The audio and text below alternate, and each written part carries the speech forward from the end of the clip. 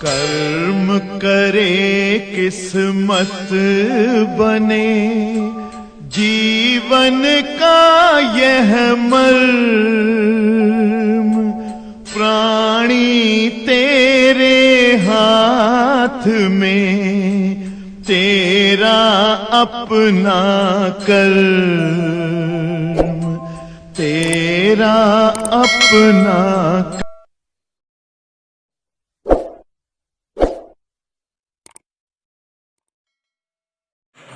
प्रकाश में व्यतिकरण। भाई रहमान चाचा थोड़ा सा समझ लीजिए। प्रकाश में व्यतिकरण। प्यारे बच्चों, आज हम प्रकाश के एक विशिष्ट गुण का डिस्क्रिप्शन आपके सामने रखने जा रहे हैं। जैसे आपने प्रकाश के बारे में बहुत सारे गुणों से जो है प्रकाश के परिचित है, यह मैं अपनी लैंग्वेज में अपने तरीके से समझाऊंगा। अब ये दिगर बात है कि अनमोल रोज नहीं आएंगे तो कहाँ समझ में आएगा, तो ध्यान दीजिएगा जरा।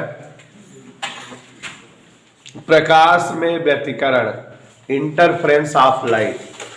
ऐसा है बच्चों, जैसे प्रकाश में परावर्तन, अपवर्तन, विवर्तन, विस्पन, ध्रुवण, वैसे ही प्रकाश में क्या होता है? व्यतिकरण। तो व्यतिकरण की घटना को मैं समझाना चाहता हूं। उसके पहले आपको जो है दो चीजें समझा रहा हूं, ध्यान से सुनिएगा। एक है तरंगों का अध्यारोपण सिद्धांत। वैसे बच्चों, अध्यारोपण सिद्धांत पहले पाठ विद्युत में आपको हमने इसको दिखाया था, याद नहीं होगा सिद्धार्थ जी? अध्यारोपण सिद्धांत, आवेशों का अध्यारोपण सिद्धांत, जो वेक्टर विधि वाला था। तरंगों का अध्यारोपण सिद्धांत, सुपरपोजिशन प्रिंसिपल ऑफ वेव्स, अंग्रेजी इसकी है सुपरपोजिशन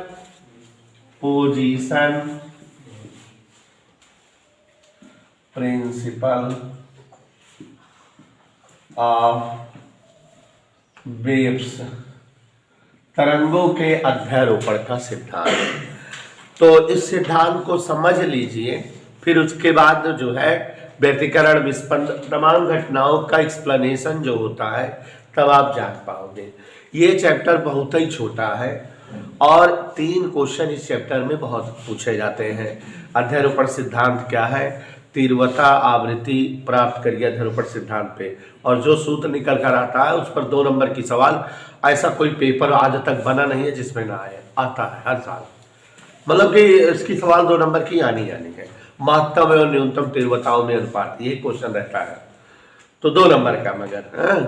और एक है अंग का द्विरेखा छिद्र प्रयोग, फ्रिंज चौड़ाई का व्यंजक। बस फ्रिंज चौड़ाई व्यंजक लॉन्ग क्वेश्चन में पाओगे 6 नंबर 7 नंबर में। उसके अलावा इस चैप्टर में कुछ न पढ़ना है ना है। और विवर्तन एक चैप्टर पढ़ा दे, तरंग खत्म हो जाएगा।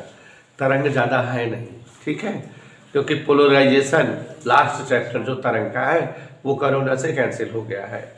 तो बस इसके बाद जो है यही समय लगेगा जो लगेगा, क्योंकि 3-4 इनिंग है। विवर्तन 1 दिन में खत्म होगा, 1 पीरियड में।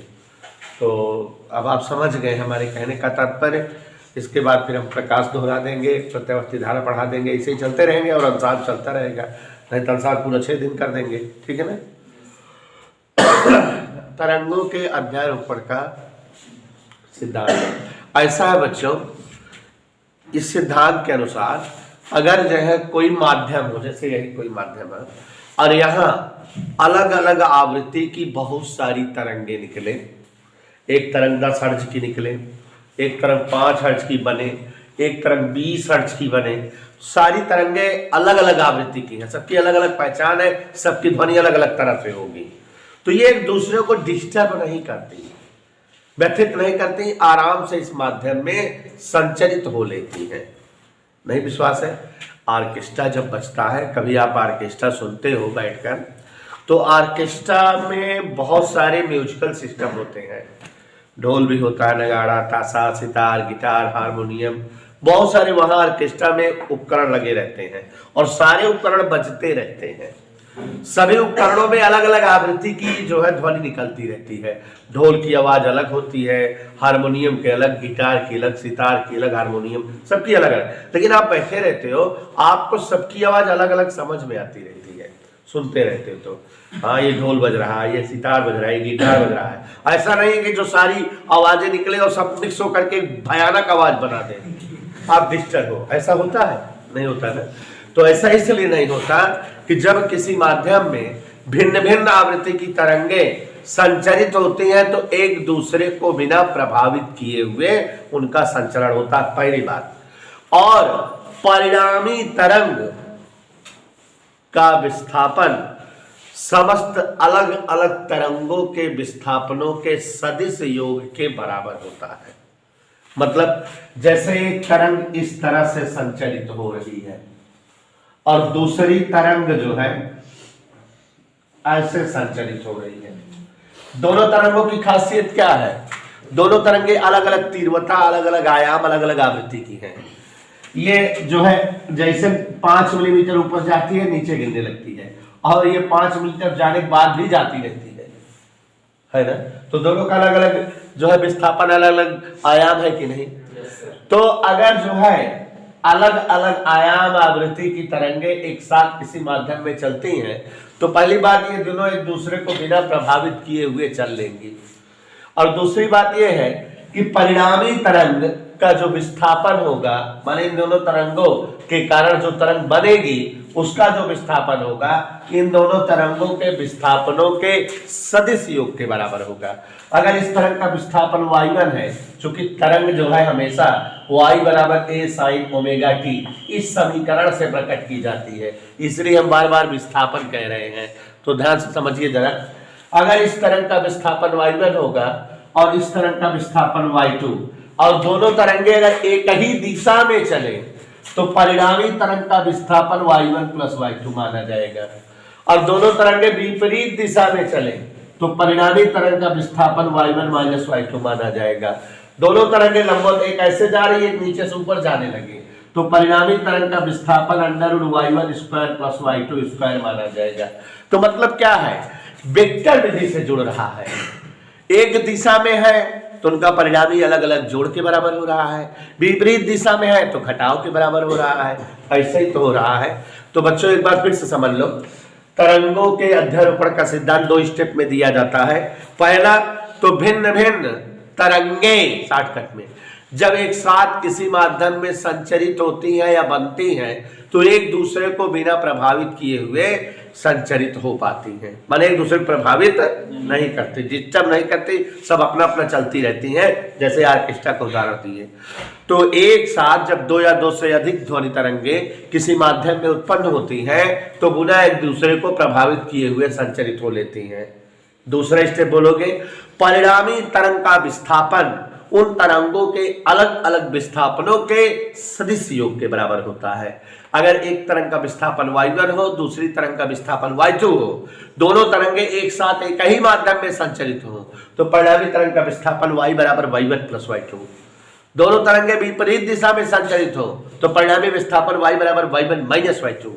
दोनों तरंगे लंबवत दिशा में संचरित हो तो परिणामी तरंग का विस्थापन y बराबर √y1 square plus y2 square. समझ में आया? कई स्टेप में है बेटा अध्यारोपण सिद्धांत दो। पहला कि एक साथ कई तरंगे किसी माध्यम में जब संचरित होती हैं तो वे एक दूसरे को बिना प्रभावित किए हुए संचरित होती हैं, एक दूसरे को डिस्टर्ब नहीं करती। दूसरा स्टेप क्या है कि परिणामी तरंग का विस्थापन समस्त तरंगों के अलग अलग विस्थापनों के। ओके डन बेटा। अब यहां मैं आपको अगर अध्यारोपण सिद्धांत समझ में आ गया तो यहां मैं आदित्य आपको व्यतिकरण बताने जा रहा हूं, इंटरप्रेट। बड़ी मजेदार बात है और मेरे पास जो है बड़ा अच्छा तरीका है समझाने का, तो आप लोग सीख लीजिए, जिंदगी भर आपको याद रहेगा।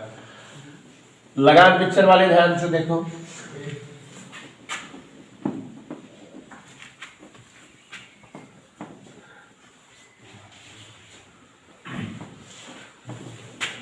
मेरे पास बड़ा वीआईपी तरीका है समझाने का, ठीक है। आप आगे किसी जो है हेडिंग में परेशान नहीं होंगे, सब में जान जाओ। देखो बेटा लगा रहे पिक्चर वाले, अगर एक कांच की हम आयताकार प्लेट ले लें, अगर बायो पढ़ते हो तो स्लाइड सुने होगे ना, जौन ब्लड टेस्ट वस्ट हो तो दो छोट छोट काट प्लेट आते चुगा देते रहे, बहुत ऐसे चला करके ढाई देते ना। तो कांच की एक छोटी सी आयताकार प्लेट ले ले रहमान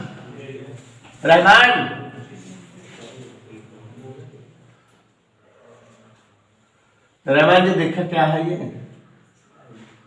कांच की एक छोटी सी आयताकार प्लेट, आप लोग की भाषा में स्लाइड, ठीक है। कांच की प्लेट दिखाई दी बिल्कुल। अब अगर इस प्लेट को हम ले करके आयुष ऐसे प्लेट ले लें, सुई ले लें या आलपिन, और जो है उसको खुरचना शुरू करें, छेद करना शुरू करें कि प्लेट में इधर से उधर 8-5 छेद हो जाए, हो सकता है ना, हो कब देखा सुई टूट जाए, हाँ एक चीज हो जाए, स्क्रैच पड़ जाए, खराच जैसे खरोच बन जाए ऊपर कि होल हो जाए। तो यहाँ अगर हम इस कांच की प्लेट को जोर से खुर्ची, खुर्ची, तो जो है ऐसे बीच में एक स्क्रैच पड़ जाएगी, ठीक, होल नहीं हुआ, लेकिन हम इसको होल कहते हैं कि एक छिद्र हो गया है, और इतना बारीक छिद्र है, खुली आंखों से दिख नहीं रहा है। इस छिद्र का व्यास नैनोमीटर में है भाई, तब ना दिखाता हो सकता छिद्र हो गया है, लेकिन इतना बारीक छिद्र है, इतना नैनो है, इसका व्यास इतना कम है कि आपकी आंखें देख नहीं पा रही हैं। आपकी आंखों में जो है पावर सप्लाई वाला लेंस लगाओ तो दिखाए कि छेद हो के बार बार, ठीक है। इसको रेखा छिद्र कहते हैं। क्या कहते हैं बेटा? आज से याद रखना, जहां कहीं ऐसे मिलेगा जान लेना रेखा छिद्र है। तो अब आपके सामने एक कांच की प्लेट, रेखा छिद्र बना है, ठीक है। 2 गदेला बनाई, एक गदेला जो है 3 सेल वाली टार्च लेके आवे, कैसे 3 सेल वाली टार्च लेके आवे और कहीं मारी पे प्रकाश, तो जौन 3 सेल वाला गदेलवा बा पर टार्च मारत बा, प्रकाशवा इससे ऐसे चली, 3 सेल वाले टार्च से जो प्रकाश आया उसकी तीव्रता ज्यादा होगी, ऐसे ऐसे ऐसे ऐसे ऐसे इस छिद्र पे टकराएगा कि नहीं? एक लड़के खड़ा करा दी बगल गया 10 सेल वाला टार्च लगे, एक मतलब हम क्या करते हैं, अलग अलग तीव्रता प्रकाश पे गिरावा चाहते हैं। जौन 10 सेल वाला टार्च मारे चौधिया जाए या किए चली जाए, तो जो 10 सेल वाले टार्च का प्रकाश रहेगा उसकी तीव्रता और ज्यादा रहेगी ना, वो भी इस पर आपतित हुआ। अब अभिषेक दान फोटो देखो, इससे क्यों समझाए ना देख ले रहे कि तभी वाले समझा देते का है यार। देखो कांच की एक प्लेट है, उस पर जो है बारीक छोटा रेखा छिद्र है, और इस रेखा छिद्र पर भिन्न भिन्न आयाम या भिन्न भिन्न तीव्रता की तरंगे आपतित हो रही है ना। ये दोनों बिना एक दूसरे को डिस्टर्ब किए संचरित होंगे, ध्रुव सिद्धांत कहता है, और परिणामी तरंग जो इन दोनों के मिलने से बन के निकलेगी उधर, उसका विस्थापन इन तरंगों के सदिश योग के बराबर होगा विस्थापन। तो देखा ये गया कि जब इस प्रकार भिन्न भिन्न तीव्रता का प्रकाश किसी रेखाचित्र पर आपतित कराया गया, तो रेखाचित्र से बाहर जो परिणामी प्रकाश निकला, परिणामी तरंग जो निकली, उसकी तीव्रता कुछ बिंदुओं पर, जो यहाँ से निकला कुछ बिंदुओं पर बहुत अधिक माने चमकता है, एकदम यह चमकत है प्रकाश हुआ, और कुछ बिंदुओं पर तीव्रता बहुत कम रहा है, कुछ बिंदुओं पर तीव्रता बहुत अधिक, कुछ बिंदुओं पर अंधियार। समझ में आवता है? का बताए दे हमारे मेरी माई लोग आज नहीं का बताए दी हम, आइए हम बता दिए, कोई बताएगा नहीं। हाँ ध्यान से देखो, इस घटना को देखा, याद हो गया ये घटना क्या है? कांच की कोई स्लाइड, उस पर क्या बना है? रेखा छिद्र। और इस रेखा छिद्र पर भिन्न भिन्न तीव्रता का क्या आपतित हो रहा है? तो परिणामी प्रकाश तरंग की तीव्रता कुछ बिंदुओं पर बढ़ी हुई प्राप्त हो रही है, चमक रहा है कुछ जगह, और कुछ बिंदुओं पर तीव्रता कम प्राप्त हो रही है, अंधेरा आ गया है। इसी घटना को प्रकाश में व्यतिकरण कहते हैं। यही घटना क्या कहलाती है? तो इसको लैंग्वेज में कहां से बोला जाएगा? जब भिन्न भिन्न तीव्रता या आयाम की प्रकाश तरंगे एक साथ किसी माध्यम में होकर गुजरती हैं तो परिणामी तरंग की तीव्रता कुछ बिंदुओं पर बहुत बढ़ जाती है और कुछ बिंदुओं पर बहुत घट जाती है। यही घटना प्रकाश में व्यतिकरण कहलाती है। जिन बिंदुओं पर तीव्रता बढ़ी हुई प्राप्त होती है वे बिंदु संपोषी व्यतिकरण के बिंदु कहलाते हैं। माने यह कौन व्यतिकरण है बेटा? और जिन बिंदुओं पर तीव्रता घट घट के प्राप्त होती है वे बिंदु क्या कहलाते हैं? विनाशी व्यतिकरण के बिंदु कहलाते हैं। अच्छा, ऐसा हुआ क्यों हुआ ऐसा? इस प्रकार बच्चों आप लोगों ने समझा कि जब भिन्न भिन्न आवृत्ति कि दो तरंगे एक साथ किसी माध्यम में संचरित होती हैं तो परिणामी तरंग की तीव्रता कुछ बिंदुओं पर बढ़ी हुई मिलती है और कुछ बिंदुओं पर घटी हुई मिलती है। यही घटना प्रकाश में व्यतिकरण कहलाती है। जो बिंदु पर तीव्रता बढ़ी हुई मिलती है वे बिंदु जो है संपोषी व्यतिकरण के बिंदु कहलाते हैं और जिन बिंदुओं पर तीव्रता घटी हुई मिलती है वे बिंदु विनाशी व्यतिकरण के जो है बिंदु कहलाते हैं। ऐसा हुआ क्यों बेटा? क्यों जो है तीव्रता बढ़ी हुई मिली और क्यों तीव्रता घटी हुई मिली? इसका रीजन अध्यारोपण सिद्धांत से समझ में आएगा। अध्यारोपण सिद्धांत अभी हमने बताया, जब भिन्न भिन्न तरंगे एक साथ किसी माध्यम में संचरित होती है तो परिणामी तरंग का विस्थापन उनके अलग अलग सदिश विस्थापन के सदिश योग के बराबर होता है। तो देखो जरा, यहां आपके रेखा छिद्र पर दो तरंगे आई हुई हैं। एक तरंग अधिक तीव्रता वाली है और कहीं कम। देखो, एक तरंग है ऐसे कि ये ऐसे ऐसे ऐसे ऐसे ऊपर गई, फिर उसके बाद ऐसे नीचे आई और फिर ऐसे नीचे आने लगी, ऐसे। ये पहले वाली तरंग की जो है स्थिति है।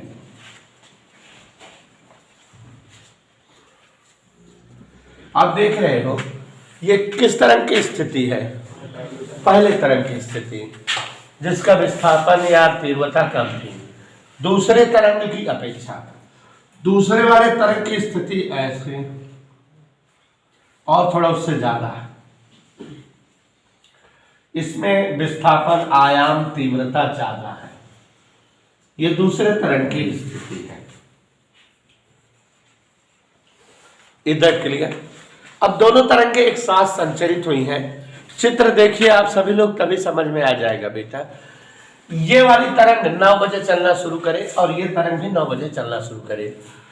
9:01, 9:02, 9:03, 4, 5, 6, 7, 8, 9, 10 मिनट, 9:10 तक इसका संचलन ऊपर की ओर रहेगा।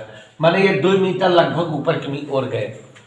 तब तक यह ऊपर ही जाता है। 9, 2, 3, 4, 5, 6, 7, 8, 9, 10 तब तक ये भी ऊपर जा रही थी। माने जब जो है पहले वाली तरंगिका ऊपर जा रही थी तो दूसरी वाली तरंगिका भी ऊपर ही जा रही थी। इस समय दोनों तरंगों का संचरण एक ही दिशा में है।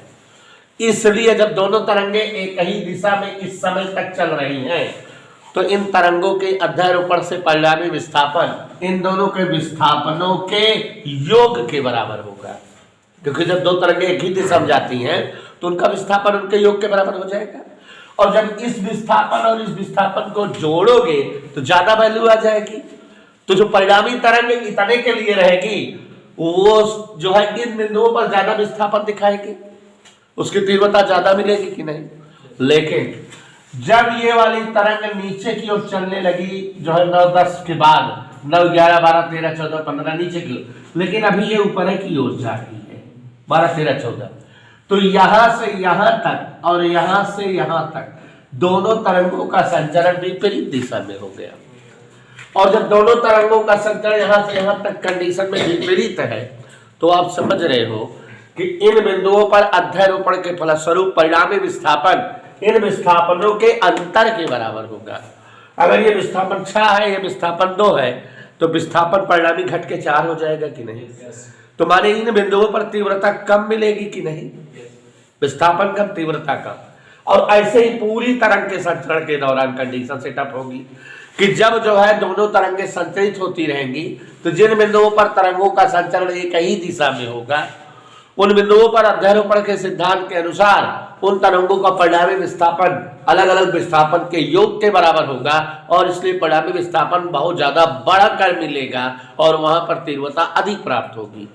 लेकिन जिन बिंदुओं पर तरंगों का विस्थापन विपरीत दिशा में, एक ऊपर जा रही हो, एक नीचे, या एक नीचे आ रही हो, कहीं ऊपर जा रही हो, तो उस जगह जो है परिणामी विस्थापन तरंगों के अलग अलग विस्थापनों के अंतर से मिलेगा, और इसलिए परिणामी विस्थापन घटकर मिलेगा, और इसलिए उन बिंदुओं पर तीव्रता घटी हुई मिलेगी। और ऐसे पूरी तरंग के संचरण के दौरान संपन्न होगा, और परिणामी तरंग की तीव्रता कुछ जगह बढ़ी बढ़ी मिलेगी और कुछ जगह कैसे मिलेगी, और यही घटना क्या कहलाएगी? व्यतिकरण। तो इसी घटना को हम बच्चों व्यतिकरण कहते हैं। आप सभी लोग समझ गए? समझ आ गई बात की नहीं बेटा? यही घटना क्या कहलाती है? क्लियर हो गया बेटा? व्यतिकरण की व्याख्या हो गई।